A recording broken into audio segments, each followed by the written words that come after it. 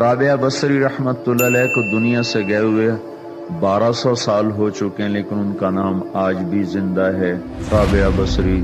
رابعہ بصری نہ کوئی شہزادی تھی، نہ کوئی ملکہ تھی، نہ کوئی وہ خوبصورت تھی، نہ کوئی خاندانی تھی، بلکہ عورت ہونے کے لحاظ سے ہر عیب اس میں تھا۔ ان کی عادت یہ تھی، وہ روزانہ عشاء کی نماز کے بعد غسل کر کے کپڑے بدل کے اپنے خامن سے پوچھتی آپ کو میری ضرورت ہے؟ اگر وہ کہتے کوئی نہیں ہے تو پھر پوچھتی مجھے اجازت ہے؟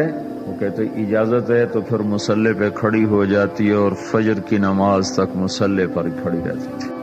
ان کا خامن جلدی فوت ہو گیا، جوانی میں ہی بیوہ ہو گئی، تو حسن بصری بصرہ کے امام، کیا سارے مسلمانوں کے امام تھے، وہ خود آئے، خود چل کے آئے کہ میں آپ سے شادی کرنا چاہتا ہوں۔ وہ کوئی شادی کا شوق نہیں تھا ان کو، وہ تو اولاد کے قابل نہیں، شکل صرف ان کی نیکی اور ان کا جو اللہ سے تعلق تھا، ان کو یہ لالچ ہوا کہ یہ میری بیوی ہو جائے تو اس کی طفیل شاید میری بخشش ہو جائے۔ تو ان کے پاس آئے، کہنے لگے رابعہ میں آپ سے شادی کرنا چاہتا ہوں، خود پیغام لے کر آئے۔ تو انہوں نے فرمایا میری 4 باتوں کا جواب دے دو تو میں شادی کر لیتا۔ کہنے لگے کیا؟ کہ یہ بتاؤ میں جنتی ہوں کہ دوزخی ہوں؟ کہنے لگے یہ تو میں کچھ نہیں کہہ سکتا۔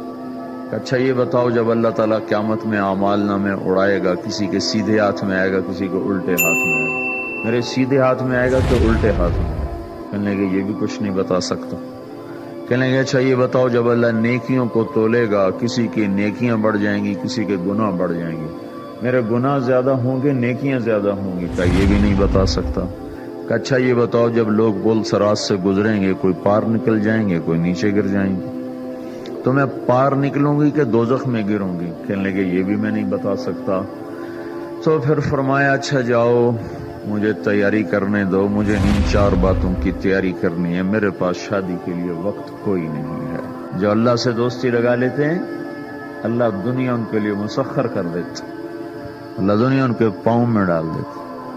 تو جب ان کا انتقال ہوا، رات کو ان کا انتقال، تو اپنی خادمہ سے کہا بس 2-4 آدمی بلا کے مجھے جلدی سے دفن کر دو، کسی کو نہ بتاؤ، صبح لوگوں کو بتا دینا،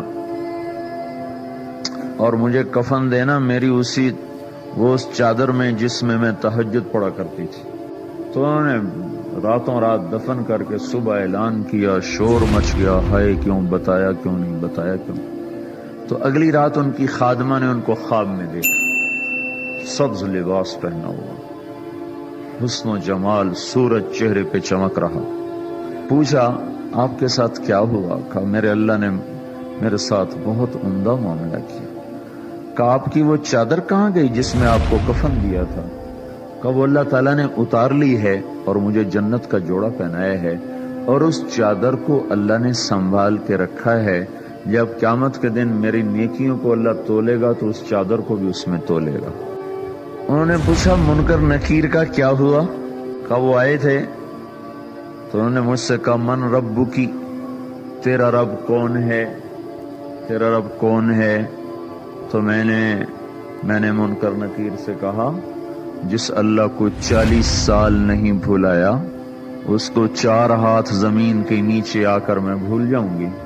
کہ جس رب کو 40 سال میں نہ بھلا سکی اس کو 4 ہاتھ زمین کے نیچے آ کر میں بھول جاؤں گی؟ تو منکر نکیر نے کہا اب اس کا آگے کیا حساب لینا، چلو بھائی واپس سے